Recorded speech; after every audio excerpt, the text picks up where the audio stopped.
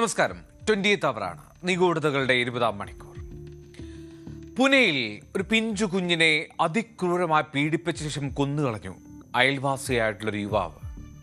ആ തെരച്ചിലിനൊക്കെ കൂടെ നിന്നതാണ് അയാൾ. പിന്നീടാണ് CCTV കേന്ദ്രീകരിച്ചുള്ള ചില അന്വേഷണത്തിൽ ഇയാളാണ് പ്രതി എന്നുള്ള സംശയത്തിലേക്ക് പോലീസ് എത്തുന്നത്. പിഞ്ചു കുഞ്ഞുങ്ങൾക്കെതിരെയുള്ള അതിക്രമങ്ങൾ തുടരുകയാണ് യഥേഷ്ടം. നിയന്ത്രണങ്ങൾ കൊണ്ടുവരേണ്ട സമയം എപ്പോഴേ കഴിഞ്ഞു. കടുത്ത ശിക്ഷയും. സ്വാഗതം 20th അവറിലേക്ക്.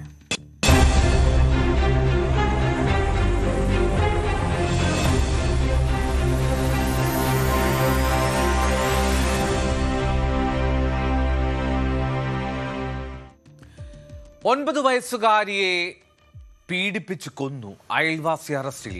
വൻ പ്രതിഷേധവുമായി നാട്ടുകാർ.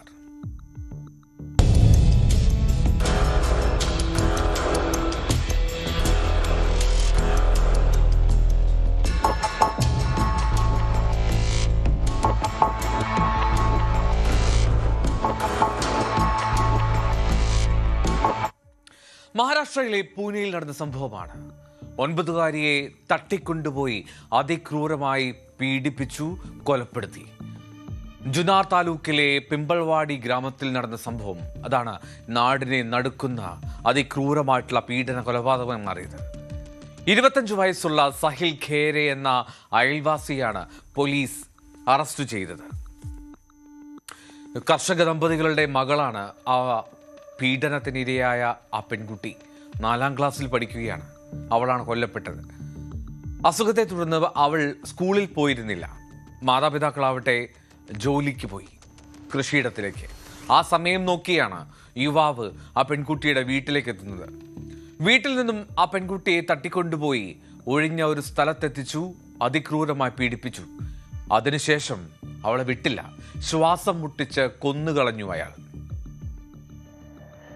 संध्याकाळी दुपारच्या नंतर एक 25 वर्षाच्या तरुणाने एक 9.5 वर्षाची जी मुलगी आहे त्याच्या शेजारी घरात जे राहत होती ते घरी दुसऱ्या मुलाबरोबर खेळत असताना TV बघत असताना ते त्यांना घरातून ओळख असून बाहेर घेऊन गेला आणि गावी बाहेर हे जे शेत आहे ते शेतात पुढे जाऊन കൃഷിയിടത്തിൽ നിന്ന് ആ പെൺകുട്ടിയുടെ മാതാപിതാക്കൾ വൈകുന്നേരം വീട്ടിൽ തിരികെ എത്തിയപ്പോഴാണ് മകളെ കാണാനില്ല എന്നുള്ള വിവരം അറിയുന്നത്. അങ്ങനെ നാട്ടുകാർക്കൊപ്പം ചേർന്ന് ആ വീട്ടുകാർ ഒരുപാട് തെരഞ്ഞു. പക്ഷേ കണ്ടെത്താൻ കഴിഞ്ഞില്ല. പോലീസും അങ്ങനെ സ്ഥലത്തെത്തി തെരച്ചിലിന്റെ ഭാഗമായി ശക്തമായിട്ടുള്ള തെരച്ചിൽ നടത്തി. പക്ഷേ ഫലമുണ്ടായില്ല. ഈ സമയം ഈ തെരച്ചിലിനിടയിൽ ആ പ്രതിയും ഒന്നും അറിയാത്ത ഭാവത്തിൽ ആ തെരയുന്ന സംഘത്തിനൊപ്പം ചേർന്നു. ഇതിനിടയിലാണ് CCTV ദൃശ്യങ്ങൾ കേന്ദ്രീകരിച്ച് പോലീസ് അന്വേഷണം വഴിതിരിക്കുന്നത്. അതാണ് വഴിത്തിരിവായത്. ആ പ്രദേശത്തെ CCTVയിൽ അസ്വാഭാവികമായിട്ടുള്ളൊരു സാഹചര്യത്തിൽ ഒരാൾ ഒരു സൈക്കിളിൽ പോകുന്നത് പോലീസിന്റെ ശ്രദ്ധയിൽപ്പെടുകയാണ്. അങ്ങനെ കൂടുതൽ പരിശോധന നടത്തുമ്പോൾ ആ ദൃശ്യത്തിലുള്ളത് ഈ പ്രതിയാണ് എന്നുള്ളത് പോലീസിന് ബോധ്യപ്പെട്ടു. ചോദ്യം ചെയ്യലിൽ ആ സൈക്കിൾ ഓടിച്ചത് പോകുന്നത് ഞാൻ തന്നെയാണ് എന്ന് അയാൾ സമ്മതിക്കുകയും ചെയ്തു.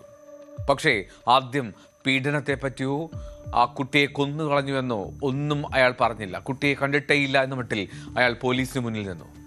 വീണ്ടും ചോദ്യം ചെയ്യൽ തുടർന്നപ്പോഴാണ് കുട്ടിയെ കൊലപ്പെടുത്തിയെന്നും മൃതദേഹം ഉപേക്ഷിച്ചുവെന്നുമൊക്കെ ആ പ്രതി സമ്മതിച്ചത്. ഒരൊഴിഞ്ഞയിടത്ത് മരത്തിനു കീഴിലുള്ള ഓവുചാലിൽ തള്ളിയ നിലയിലായിരുന്നു ആ പെൺകുഞ്ഞിൻ്റെ മൃതദേഹം. നാട്ടുകാരും ബന്ധുക്കളും ഈ സംഭവത്തിന് പിന്നാലെ പുനെ നാസിക് ഹൈവേ ഉപരോധിച്ച് വലിയ പ്രതിഷേധം നടത്തി. ആ പ്രതിക്ക് വധശിക്ഷ തന്നെ നൽകണമെന്നുള്ളതാണ് അവരുടെ ആവശ്യം. കേസിന്റെ വിചാരണ അതിവേഗത്തിൽ പൂർത്തിയാക്കണമെന്നും ആ വീട്ടുകാർ, ആ ബന്ധുക്കൾ, നാട്ടുകാർ ഒരേ സ്വരത്തിൽ ആവശ്യപ്പെടുന്നു.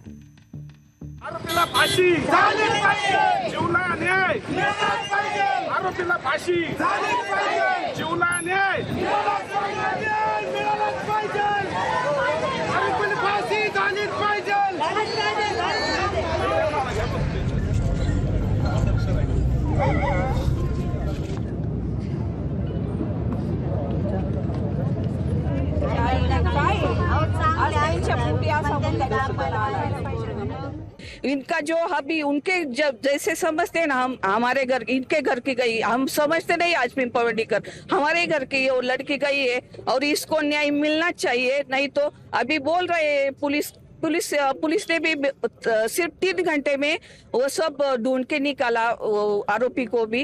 तो अभी भी और सहायता करके मैं मेरे हाथ जोड़ती हूँ पुलिस को कि आप भी इसको फांसी की शिक्षा होनी चाहिए, बाकी कुछ नहीं। और हम सब जब तक वो लेख ही नहीं देते कि फांसी की शिक्षा नहीं मिलेगी ऐसा, तो तब तक हम इधर से आंदोलन करते रहेंगे। रास्ते पे अभी बोल के थोड़ा सा बाजू आए, अभी दोनों साइड्स पे भी आंदोलन करने वाले। हम सब पूरा गांव हम उसके साथ है, लेकिन ऐसे विकृत घटनाएं से फिर होनी नहीं चाहिए। ऐसे विकृत लोगों को उनकी फांसी की सजा मिलनी चाहिए। हम सब समाज बांधव उनके साथ है। हम सब पिंपवड़ी और सब जुन्नर तालुके के वती ने हम उसको बहुत ही संताप का निषेध करते हैं और हमारी वो चुनी हुई लड़की है उसको न्याय जरूर मिलना चाहिए। കേസിൽ കർശന നടപടി സ്വീകരിക്കുമെന്നുള്ള ഉറപ്പ് അത് കിട്ടിയ ശേഷം മാത്രമാണ് പ്രതിഷേധക്കാർ പിരിഞ്ഞുപോയത്. പ്രതിക്കെതിരെ പോക്സോ ഉൾപ്പെടെയുള്ള വകുപ്പുകൾ ചുമത്തി കേസ് എടുത്തിട്ടുണ്ട് എന്നാണ് പോലീസ് പറയുന്നത്. അന്വേഷണം വിശദമായി പുരോഗമിക്കുകയാണെന്നും പോലീസ് പറയുന്നു.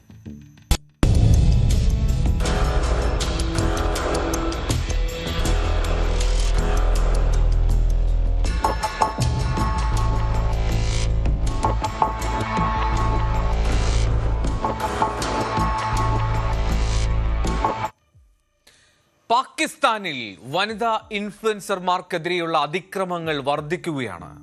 നടുറോഡിൽ ടിക്ടോക്ക് ഇൻഫ്ലുവൻസറെ വെടിവെച്ചു കൊന്നു. വെടിയേറ്റത് സഹോദരങ്ങൾക്കൊപ്പം കാറിൽ പോകുന്നു.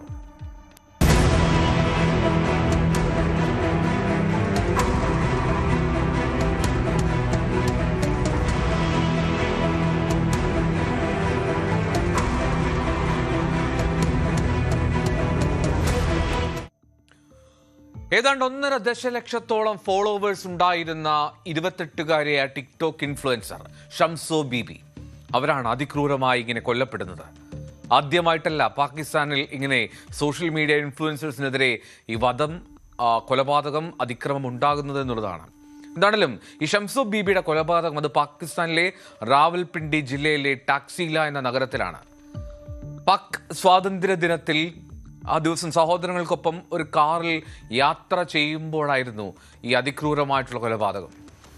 ഈ കൊലപാതകത്തിന് പിന്നിൽ ചില സാമ്പത്തിക തർക്കമാണെന്നാണ് കുടുംബം ആരോപിക്കുന്നത്. പക്ഷേ ഈ പാകിസ്ഥാനിലെ വനിതാ ഇൻഫ്ലുവൻസർമാർക്കെതിരെയുള്ള അതിക്രമങ്ങൾ വർദ്ധിച്ചു വരുന്ന പശ്ചാത്തലമാണ് ഈ കൊലപാതകത്തിന് പ്രസക്തി കൂട്ടുന്നത്. തലസ്ഥാനമായ ഇസ്ലാമാബാദിൽ നിന്ന് ഏതാണ്ട് 33 കിലോമീറ്റർ അകലെയാണ് ഈ പറയുന്ന ടാക്സില എന്ന നഗരം. ആയിഷ ഗിലാമാന എന്ന പേരിൽ അറിയപ്പെടുന്ന ഷംസോ ബീബി, പ്രായപൂർത്തിയാകാത്ത ഒരു സഹോദരി ഒപ്പം സഹോദരൻ, ഇവർക്കൊപ്പം കാറിൽ യാത്ര ചെയ്യുമ്പോഴായിരുന്നു ബൈക്കിലെത്തിയ അജ്ഞാതർ വെടിയുതിർക്കുന്നത്. ഈ ഷംസോ ബീബിയുടെ കഴുത്തിലാണ് വെടിയേറ്റത്. അവർ ആ സമയത്ത് തന്നെ സംഭവ സ്ഥലത്ത് തന്നെ മരിക്കുകയും ചെയ്തു. 15 വയസ്സുള്ള സഹോദരി അസീമ, അവൾക്ക് ഗുരുതരമായി പരിക്കേറ്റു. നിയന്ത്രണം നഷ്ടപ്പെട്ട വാഹനമിടിച്ച്. ഈ കൊലപാതകത്തിന്റെ CCTV ദൃശ്യങ്ങളും പുറത്തു വന്നിട്ടുണ്ട്. വെടിവെപ്പിന്റെ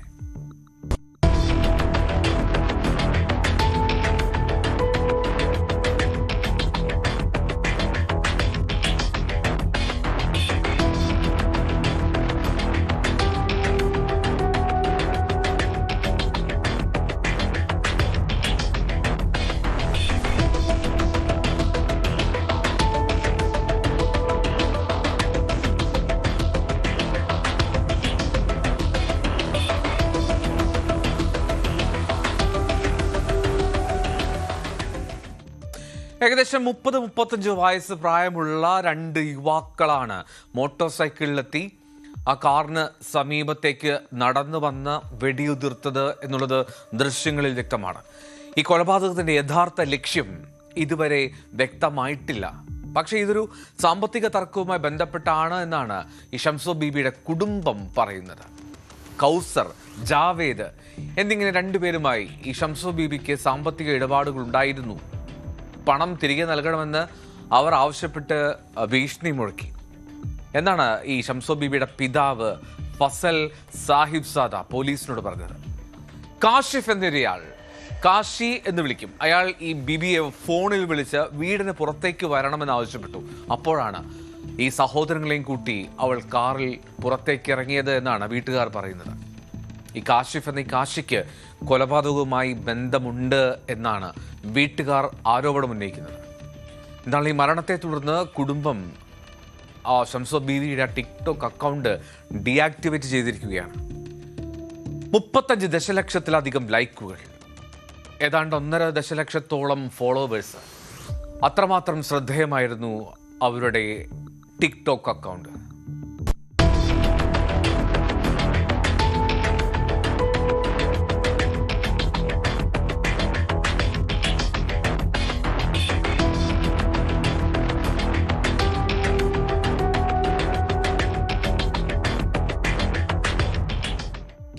ആദ്യം സൂചിപ്പിച്ചതുപോലെ പാകിസ്ഥാനിൽ ഈ വനിതാ ഇൻഫ്ലുവൻസർമാർക്കെതിരെയുള്ള അതിക്രമങ്ങളിൽ വലിയ വർധന ഈ വർഷങ്ങളിൽ രേഖപ്പെടുത്തുന്നുവെന്ന് കണക്കുകൾ ബോധിപ്പിക്കും.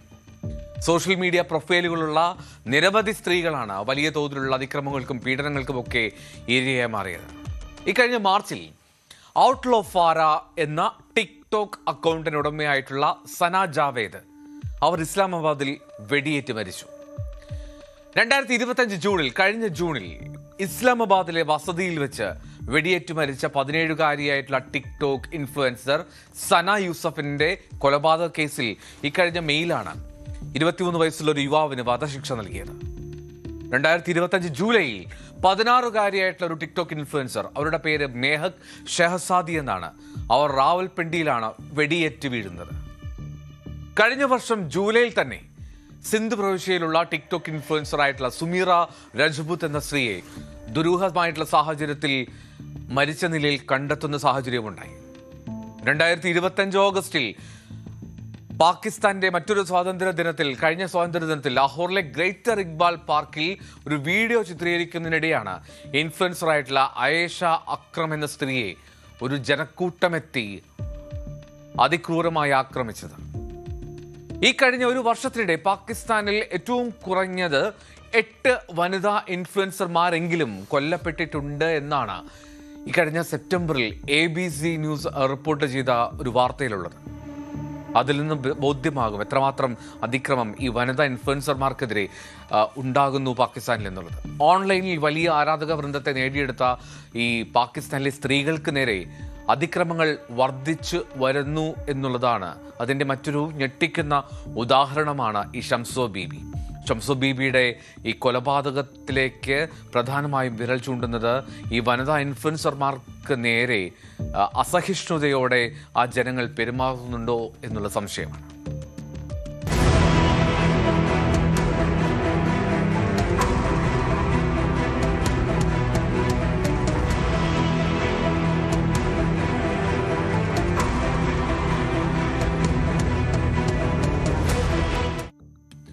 ഭാര്യയെ കഴുത്തു ഞെരിച്ച് കൊന്ന ശേഷം 2 കുട്ടികളെ കുളത്തിലെറിഞ്ഞു. 8 വയസ്സുകാരൻ മകൻ അത്ഭുതകരമായി രക്ഷപ്പെട്ടു. മകൾ മുങ്ങി മരിച്ചു.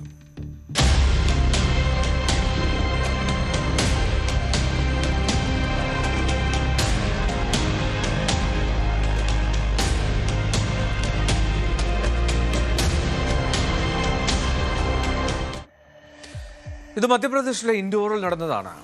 കാനഡിയ പോലീസ് സ്റ്റേഷൻ പരിധിയിലുള്ള ഹിങ്കോണി എന്ന ഗ്രാമം. ദേവാസ് സ്വദേശിയും ഒരു ഡ്രൈവറും ഒക്കെയായി ജോലി ചെയ്യുന്ന സുനിൽ ചൗഹാൻ എന്നയാളാണ് ഇത്തരത്തിൽ കൊടും ക്രൂരത ചെയ്ത പ്രതി. 32 വയസ്സുള്ള അയാളുടെ ഭാര്യ അനിതാഭായ്, 11 വയസ്സുള്ള മകൾ മാഹി, ഈ 2 പേരാണ് കൊല്ലപ്പെട്ടത്. 8 വയസ്സുള്ള മകൻ അജയ് അത്ഭുതകരമായിട്ടുള്ള രക്ഷപ്പെടലാണ് ഉണ്ടായത്. ഭാര്യയുടെ സ്വഭാവത്തിൽ അയാൾക്ക് സംശയം തോന്നി. അതാണ് കാരണമത്രേ. കഴുത്തു ഞെരിച്ചും കത്തികൊണ്ട് നിരവധി തവണ കുത്തിയുമാണ് ആ സ്ത്രീയെ അയാൾ കൊന്നുകളഞ്ഞത്. ഭാര്യയെ കൊന്ന ശേഷം ഈ സുനിൽ തൻ്റെ 11 വയസ്സുള്ള മകൾ മാഹിയെയും 8 വയസ്സുള്ള മകൻ അജയെയും കൂട്ടി അടുത്തുള്ള കുളത്തിൻ്റെ കരയിലേക്ക് പോയി. എന്നിട്ട് നേരെ വെള്ളത്തിലേക്ക് ആ 2 പിഞ്ചു കുഞ്ഞുങ്ങളെയും വലിച്ചെറിഞ്ഞു. ഈ കുളത്തിൻ്റെ ചുറ്റുമുള്ള ഈ വള്ളിപ്പടർപ്പ്, അതിൽ കുടുങ്ങിക്കിടന്നു ആ മകൻ അജയ്.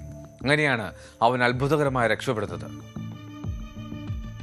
കൊല്ലാനാണ് അച്ഛൻ എറിഞ്ഞത് എന്ന ബോധ്യമായിരുന്നു അവന്. അതുകൊണ്ട് അവൻ കരയാതെ, മിണ്ടാതെ, അനങ്ങാതെ കിടന്നു.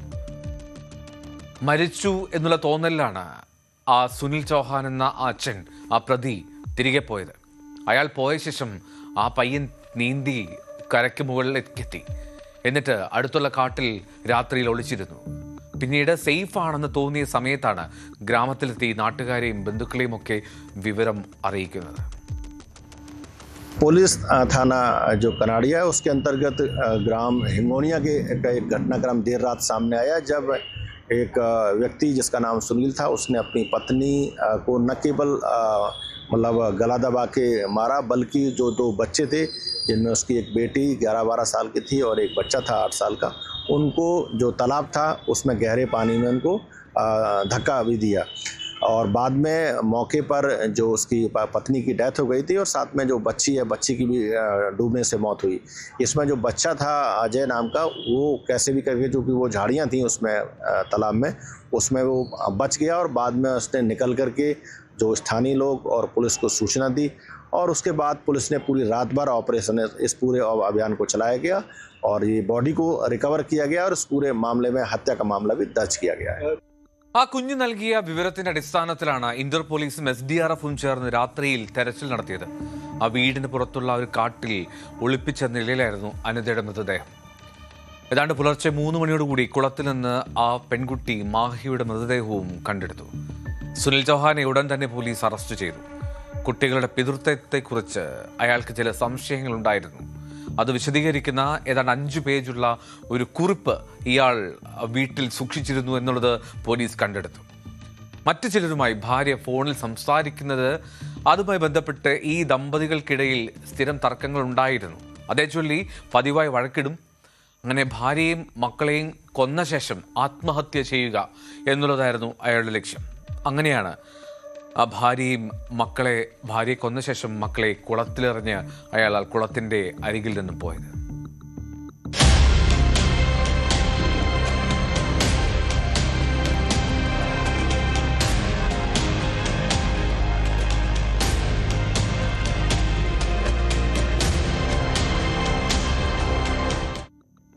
തുല്യതവർ മടങ്ങിയെത്തും ഇടവേളയ്ക്ക് ശേഷം.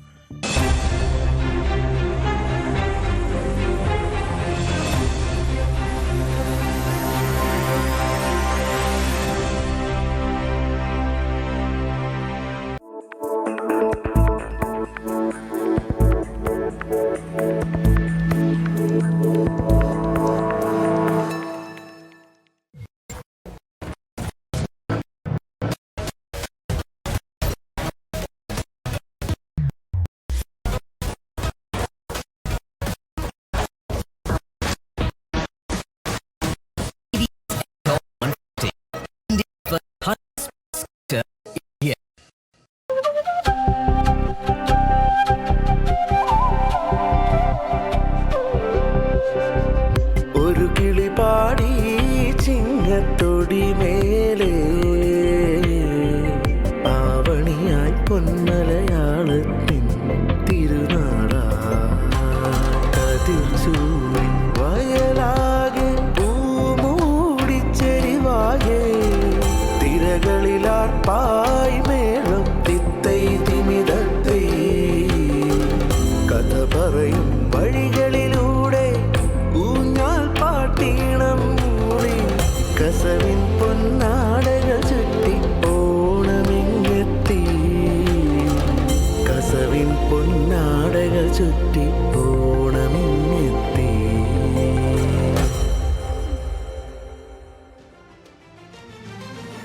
അങ്ങനെ ഓണത്തിന് നമുക്ക് പാടാൻ ന്യൂസ് 18ന്റെ ഓണപ്പാട്ടും റെഡിയായി. News 18 consulting editor Leen B Jesmas വരികൾ എഴുതി ശ്രീനേഷ് എൽ പ്രഭു ഈണമിട്ടതാണ് ഈ മനോഹരമായ ഗാനം. വിനീത് എസ്തപ്പാനാണ് ആലപിച്ചിരിക്കുന്നത്. ഇതിനൊരു പ്രത്യേകതയുണ്ട്.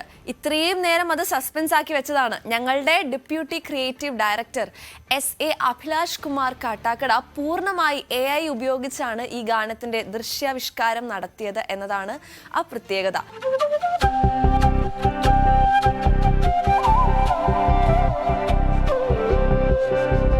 ഒരു കിളി പാടി ചിങ്ങത്തൊടി മേലെ ആവണിയായി പൊന്മലയാളത്തിൻ തിരുനാടാ കതിർച്ചൂടി വയ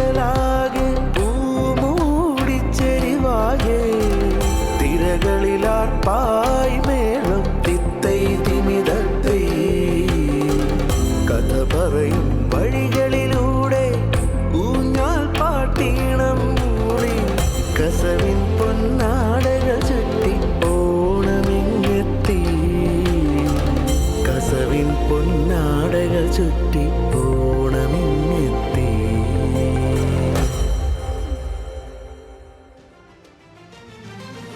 അങ്ങനെ ഓണത്തിന് നമുക്ക് പാടാൻ ന്യൂസ് 18 ഓണപ്പാട്ടും റെഡിയായി. News 18 consulting editor Leen B Jesmas വരികൾ എഴുതി ശ്രീനീഷ് എൽ പ്രഭു ഈണമിട്ടതാണ് ഈ മനോഹരമായ ഗാനം. വിനീത് എസ്തപ്പാനാണ് ആലപിച്ചിരിക്കുന്നത്. ഇതിനൊരു പ്രത്യേകതയുണ്ട്.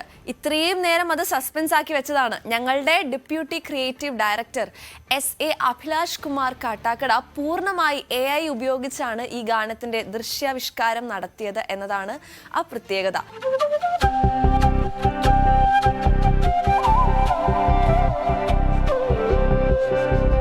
ഒരു കിളി പാടി ചിങ്ങത്തൊടി മേലെ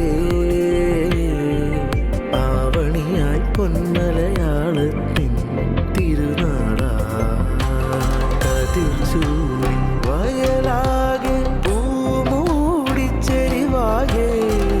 തിരകളിലാർപ്പായി മേളം തിത്തൈ തിമിതത്തൈ കഥ പറയും വഴികളിലൂടെ ഊഞ്ഞാൽ പാട്ടീണം മൂളി കസവിൻ പൊന്നാടകൾ ചുറ്റി ഓണമിങ്ങെത്തി കസവിൻ പൊന്നാടകൾ ചുറ്റി ഓണമിങ്ങെത്തി.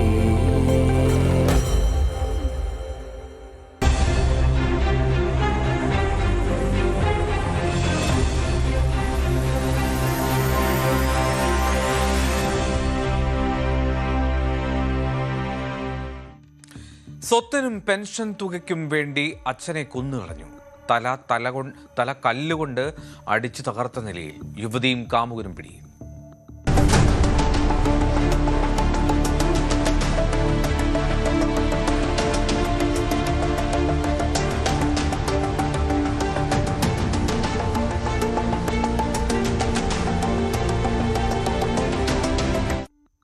കർണാടകയിലെ വിജയപുരയിലാണ് 62-കാരനായിട്ടുള്ള റിട്ടയർഡ് അധ്യാപകൻ സിദ്ധപ്പ അഞ്ജുതഗി എന്ന ആളാണ് കൊല്ലപ്പെടുന്നത്. ഈ മൃതദേഹം റോഡരികിൽ കിട്ടുകയായിരുന്നു. ഈ മോഷ്ടാക്കൾ ആക്രമിച്ചു കൊലപ്പെടുത്തി എന്നാണ് പോലീസ് ആദ്യം ഈ ലക്ഷണങ്ങളൊക്കെ കണ്ടപ്പോൾ കരുതിയത്. സിദ്ധപ്പയുടെ മൂത്ത മകൾ നിഖിത നൽകിയ പരാതി, ആ പരാതിയുടെ അടിസ്ഥാനത്തിലാണ് കൂടുതൽ അന്വേഷണം പോലീസ് നടത്തുന്നത്. ആ അന്വേഷണത്തിലാണ് ഇളയ മകൾ പ്രിയങ്കയുടെ പങ്കാളിത്തം പോലീസിന് കണ്ടെത്താൻ കഴിഞ്ഞത്. മകൾ പ്രിയങ്ക, കാമുകൻ സന്തോഷിന്റെ സുഹൃത്ത് ഗുരുരാജ് ബിരാദർ, ഇങ്ങനെയുള്ളവരാണ് പ്രതികൾ. ഈ 3 പേർ. വിധവയാണ് ഈ മകൾ പ്രിയങ്ക. ആ വിധവയായിട്ടുള്ള മകൾക്കൊപ്പമായിരുന്നു സിദ്ധപ്പ താമസിച്ചിരുന്നത്. 2 വർഷം മുമ്പ് സർവീസിൽ നിന്നും വിരമിച്ചു സിദ്ധപ്പ. അപ്പോൾ അന്ന് ലഭിച്ച ആനുകൂല്യങ്ങളൊക്കെ സിദ്ധപ്പയുടെ അക്കൗണ്ടിലുണ്ട്. വലിയൊരു തുക കൈവശമുണ്ട് എന്ന് പ്രിയങ്കയ്ക്ക് അറിയുകയും ചെയ്യാം. ഒപ്പം ഗ്രാമത്തിൽ അയാളുടെ പേരിൽ സ്വത്തുവകകളുമുണ്ട്. ഈ സ്വത്തിന്റെ പേരിൽ സിദ്ധപ്പയും പ്രിയങ്കയും തമ്മിൽ നിരന്തരം വഴക്കുണ്ടാകുമായിരുന്നു. പ്രിയങ്കയുടെ ഭർത്താവ് സുരേഷ് കോവിഡ് കാലത്താണ് മരിക്കുന്നത്. ആ വിജയപുരയിൽ താമസിക്കുന്നതിനിടയിൽ ഒരു ഓട്ടോ ഡ്രൈവറാണ് ഈ പറയുന്ന പ്രതിയായിട്ടുള്ള സന്തോഷിന്റെയുമായി പ്രിയങ്ക അടുപ്പത്തിലാവുന്നത് ഈ ഭർത്താവിന്റെ മരണശേഷം അവൾ ഒറ്റക്കായതോടുകൂടിയാണ്. ഈ ബന്ധത്തെ പക്ഷേ സിദ്ധപ്പ എതിർത്തിരുന്നു. പ്രിയങ്കയ്ക്ക് സ്വത്തിന്റെ ഓഹരി നൽകാൻ അയാൾ വിസമ്മതിക്കുകയും ചെയ്തു. ഈ പ്രശ്നങ്ങളാണ് അച്ഛനും മകളും തമ്മിലുള്ള സംഘർഷത്തിന് കാരണമായതെന്നാണ് പോലീസ് പറയുന്നത്. ഈ സ്വാതന്ത്ര്യദിനത്തിന്റെ പിറ്റേന്ന് സ്വത്തുമായി ബന്ധപ്പെട്ട് പ്രിയങ്ക വീണ്ടും അച്ഛനുമായി വഴക്കുണ്ടാക്കി. ഓഹരി വേണമെന്ന് ആവശ്യപ്പെട്ട് ആ വഴക്ക് കൂടിയപ്പോൾ, വഴക്ക് രൂക്ഷമായപ്പോൾ അവൾ എന്ത് ചെയ്തു? ഈ കാമുകൻ സന്തോഷിനെ വീട്ടിലേക്ക് വിളിച്ചു വരുത്തി. രാത്രിയിൽ സന്തോഷ് ഒറ്റയ്ക്കല്ല, സുഹൃത്ത് ഈ ഗുരുരാജ് ബിരാദറേയും കൂട്ടി ആ വീട്ടിലേക്കെത്തി. ആദ്യം ആ സിദ്ധപ്പയെ, ആ വൃദ്ധനെ കഴുത്തു ചരിച്ചു കൊലപ്പെടുത്തി. എന്നിട്ട് ഈ റോഡ് പണിയാൻ ഉപയോഗിക്കുന്ന വലിയ കല്ലുണ്ട്, ആ കല്ലുകൊണ്ട് തല ഇടിച്ചിടിച്ച് പരിക്കേൽപ്പിച്ചു. അങ്ങനെയാണ് മൃതദേഹം ഇത്തരത്തിൽ അതിക്രൂരമായിട്ടുള്ള കൊലപാതകം എന്നുള്ള മട്ടിലേക്ക് കാര്യങ്ങൾ മാറിയത്. റോഡരികിൽ പിന്നീട് മൃതദേഹം തള്ളി അവർ രക്ഷപ്പെട്ടു. ഈ പ്രിയങ്കയും സന്തോഷിനെയും പോലീസ് അറസ്റ്റ് ചെയ്തിട്ടുണ്ട്. ഒളിവിലായിട്ടുള്ള ഗുരുതരാജ് ബിരാദറിനായിട്ടുള്ള അന്വേഷണം തുടരുകയാണ്. ഈ സ്വത്ത് തർക്കം മാത്രമല്ല, ഈ പ്രിയങ്കയുടെ ബന്ധമാണ് ഇവർ തമ്മിലുള്ള അകൽച്ചയ്ക്ക് പ്രധാന കാരണമെന്നാണ് പോലീസ് പറയുന്നത്. സിദ്ധപ്പ എപ്പോഴും എതിർത്തിരുന്നു ആ ബന്ധത്തെ. അതുതന്നെയാണ് കൊലപാതകത്തിലൂടെ എല്ലാം പരിഹരിക്കാമെന്നുള്ള തീരുമാനത്തിലേക്ക് ആ മകൾ എത്തിയത് എന്നാണ് പോലീസിന്റെ സംശയം.